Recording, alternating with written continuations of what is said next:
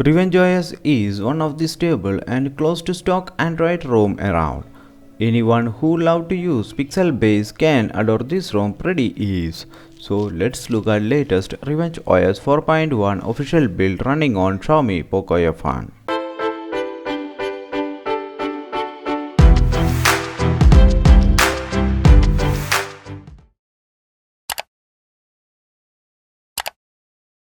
To begin with, let's talk about phone session. The ROM is based upon Android 11 and using latest security patch from 5th August 2021.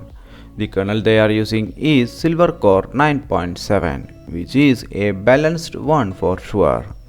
If you come to security, the ROM does got fingerprint, IR face unlock, smart lock and more. Fingerprint and IR face unlock here is faster enough, and the ROM is not encrypted out of the box. If you want, you can encrypt it manually.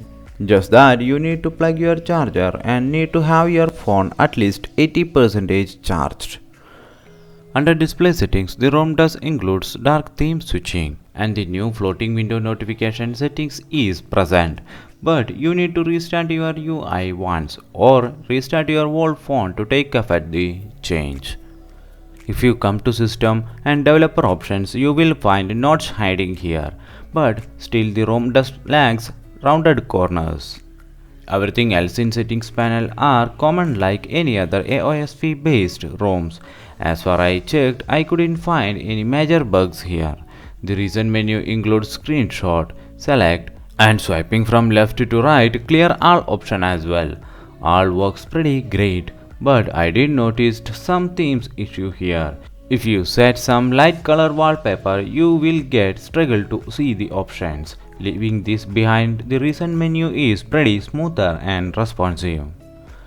QoS panel does include screen recorder and it is capable of internal audio and microphone record at a time. One thing I liked about this ROM QoS panel is its blur effect. Whether it is in dark mode or normal mode, QoS panel looks really unique.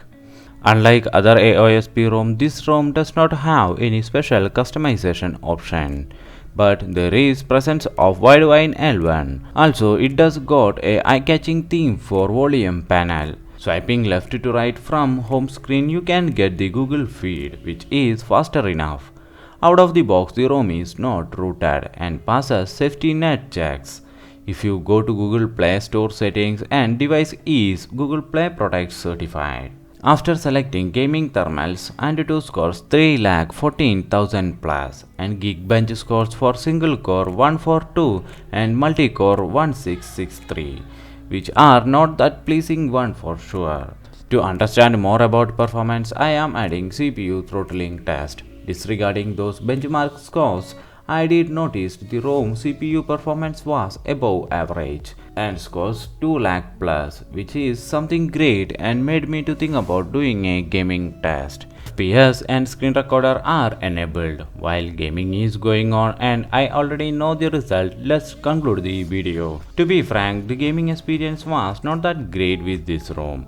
If you look at FPS, there was frame drops noticed. Almost all the time the ROM was struggling to keep the FPS above 50. But I do believe that changing to some performance-based kernel can make this ROM perform better. Leaving this behind, I didn't notice any major bug with this ROM. As a daily driver, you can trust on this one. And without any doubt, you can get 7 hours plus screen on time if your hardware is healthy. So that's it guys, hope this video was helpful to you. Like and shares are always appreciated. Subscribe if you are new here and I'll catch you in next one.